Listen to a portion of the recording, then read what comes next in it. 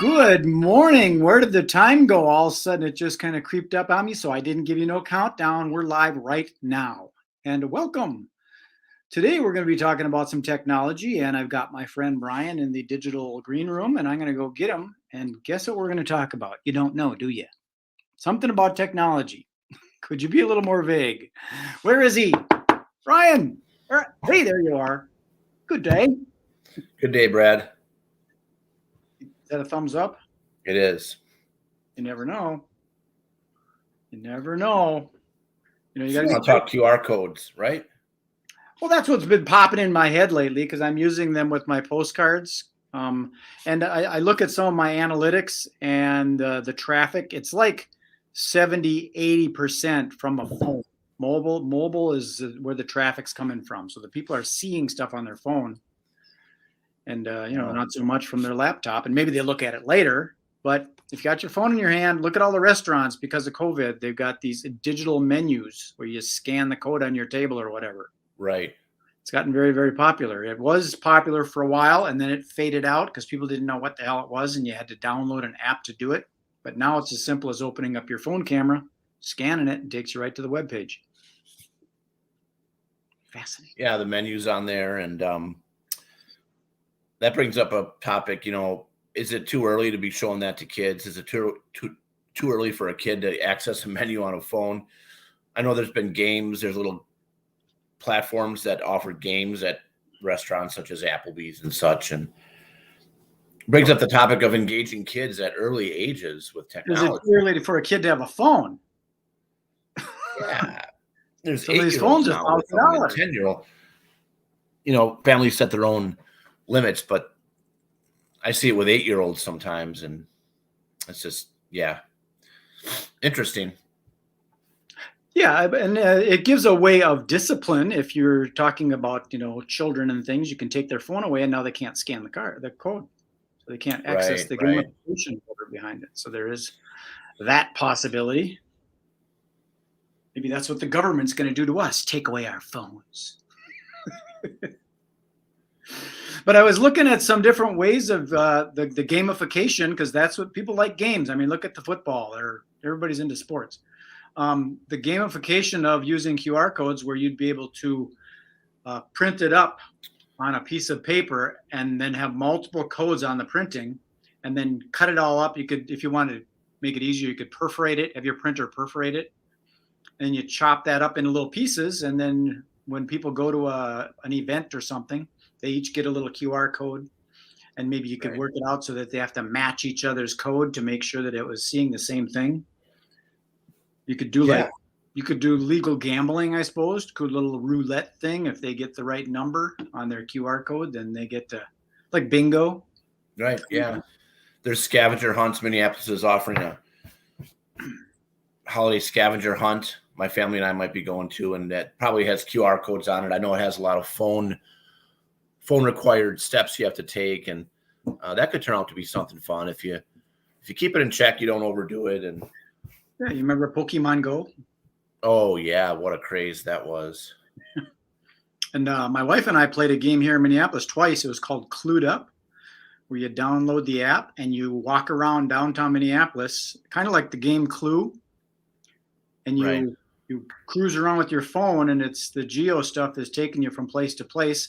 And you need to find out where is a witness because I want to talk to the witness and ask the witness some questions. And they're just virtual people. But you ask questions and it'll say, and sometimes these witnesses are actually running. So you're trying to catch up to them and they're taking off. So, and as typical, Brad, I bring up some of the cautions and the controversies. When I was writing on a contract I was writing up steps for a new application that was developed just to let people into the system at a large company called Cargill, and they had put out a big bulletin, a big email during that craze of Pokemon Go, and said, "Hey, this has gone too far. We found someone that actually was led onto our loading dock following the Pokemon Go clues. This is a private company. Watch it." It was too much. So it can be controversial too if you take it too far. But it was Well, the laws still apply. I think the government will override Pokemon rules. yeah, right. It's private property. You don't go walking into someone's, a hospital operation room when somebody's having open heart surgery just to catch a Pokemon. Right. Right. So, but yeah, someone actually walked onto the loading dock, got onto their grounds, walked around a pond or something, and got up onto a loading dock looking for whatever clue was in there, or the clue led them there. I don't know. Well, I heard some stuff about people walking over cliffs and stuff like that, doing stupid stuff. But, I've always said that on our birth certificates, we should have a little thing on the bottom that says I'm responsible for my own activities. But anyway, back to the tech of things. I saw a thing that where they did a bunch of drones that were up in the sky that formed a QR code, and you could actually take your phone and scan the QR code in the sky. Wow. Really? At night, yeah, it showed it, little lights. Wow. And the QR code was set up, and you could actually scan it from a distance. Now look at the reach. Interesting stuff.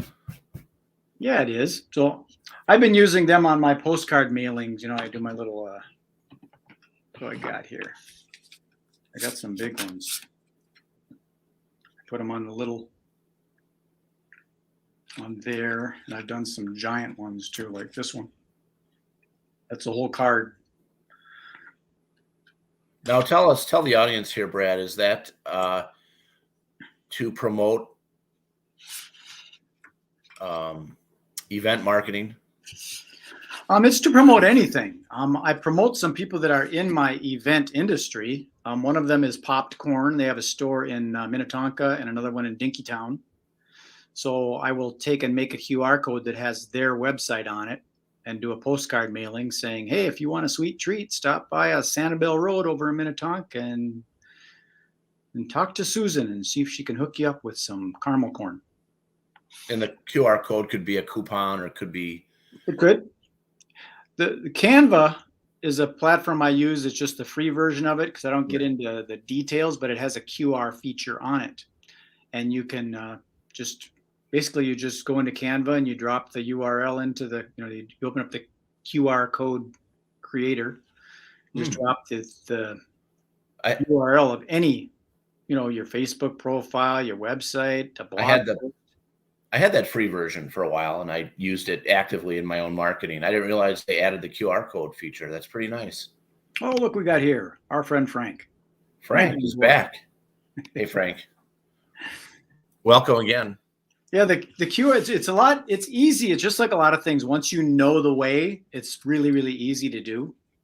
And I use them on a lot of my little cards. And just the whole gamification idea came to me this morning. The idea of being able to do like a roulette or a bingo or whatever you can scan in. I remember when they first came out, there was a company that sold dog food. And they set up a kiosk on the sidewalk where a person can go over and scan in the QR code. And when they do that, it drops a little dog treat sample down. So if you're walking your dog, you can scan the code, which takes you to the website and gives the dog a treat. And if the dog likes it, then you can buy the dog food. Pretty smart. Or you could buy it if you don't like it and give it to another dog. You could. Yes, you could. I guess I'm going with the efficacy element, Yeah. I think that's a big problem on a lot of people's marketing and things, including myself, is we're casting the net, a global net, and the probability of alignment is few and far between. You need to find a person that is aligned with the product and actually wants it. And do they have the money to purchase it? And are they going to buy it now? Because within a second, you're gone on the internet, right? Right. A big new thing that's exploding is virtual offices for practitioners in healthcare. And I wonder, it'll be interesting to see how they use QR codes as well. There can be remote patient monitoring. There can be practitioners of all kinds that are going to come aboard a platform I'm kind of getting interested in. And so you think of, they could use the QR code for like appointment verification. Scan this code and verify your appointment, and then right, check-in. Yeah. And wow, as technology grows, you might be able to do an imprint of your thumb or finger right through, maybe for a diabetes check, right? You check your diabetes. You don't have to use a test strip. You just press on your phone someday. It sends it through the network, a little packet of data that tells them what your blood sugar looks like, and boom, you never left your house. Yes, absolutely. They've got that stuff going on. Like you'd shared before, these robots that are making themselves. That's a scary topic. I could only talk about that once, and then I had to move on. It was too scary. It is pretty weird because they're the technology of things is actually coming up with ways of growing meat. You grow it instead of let something grow up. You just grow the meat. That way you don't have the bones and you don't have the gristle and the fat. You just got the meat.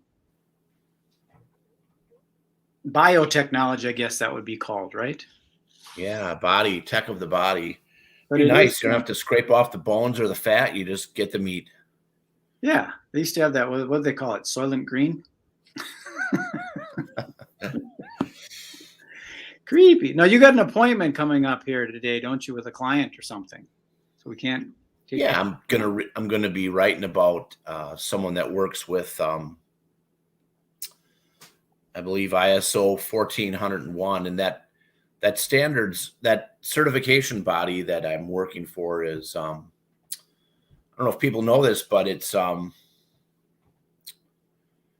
ISO, but it skips around in the acronym. It's International Organization for Standards, not International Standards Organization. So a little factoid for you. iOS. And so I do 1401, 4501, ISO 9001, all those. We market that, and I do that with copywriting when the experts are in town, when they're not flying somewhere to do an audit. But now there's a lot of remote audits, and even an Asia audit was being conducted last week remotely through a translator. So that was interesting. And it is. Yeah. On that topic, and another one that I'll interject, it's kind of weird that we can agree on the HTTP and the HTTPS globally, but we can't get along as far as politics. Yeah, I know. It's so weird. I know it. But somehow the stuff that you're doing as far as this certification, it's now a global certification. There must be a lot of meetings that they have to do to decide that, okay, this is the way it's going to be in Fridley and this is the way it's going to be in Bangladesh. It's the same. Right. And I'm getting into a new topic now because aerospace is going to have something called human factors in the certification. So I'm going to research and write an article on what are human factors. Sometimes it's teaching someone not to turn their body on the assembly line this way because it twists the back, or it's slower, or you could bang into something, twist it that way. But it's also how you made that knob, that shifting knob on the airplane. Where's the curve? Where's the bump? Is it in the front or the back? All those are human factors that lead to performance. Oh, yeah. What did they call that? They call that ergonomics? Yeah, I think that factors into it as well. So that'll be my next topic. And I enjoy writing for science, technology, business. If you're looking for any writing, contact me, certainly. And sometimes we show my LinkedIn page. I don't know if that's available here today, Brad, or not, but there we go. I waste no time. Yeah. Absolutely. And NSF is the National Safety Foundation, and they've been around since, a long time ago. They were called in to certify the first soda fountain in restaurants, and now all commercial water must go through their certification process. It must be certified and held to a standard for safety and cleanliness. So they have kind of a deep history.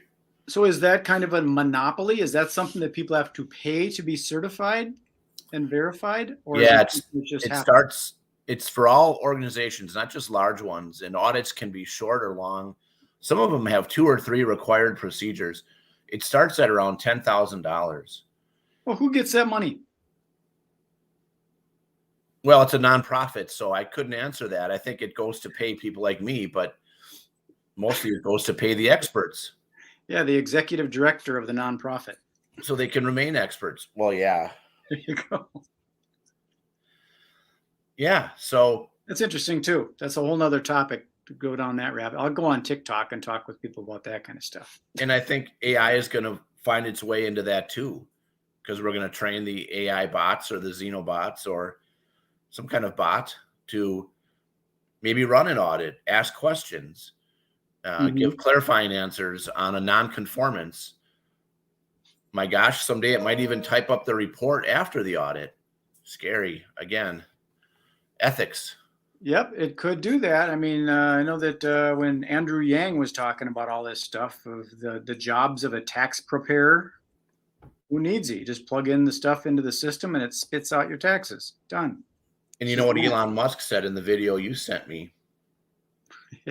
There isn't anything a bot won't someday be able to do.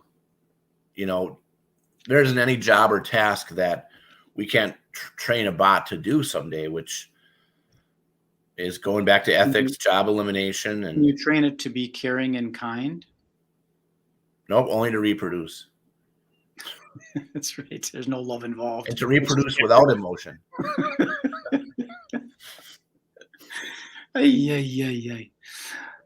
Well, we can wrap this bad boy up. I know you got to get going and we don't want to take people's time too much, but it's a fascinating thing of where the future is going. I saw someone that did a post about, if you had a choice, would you prefer to go back in the past and talk with people or into the future and talk with people? And I thought, I'd like to go into the future because then I can see what's going to happen.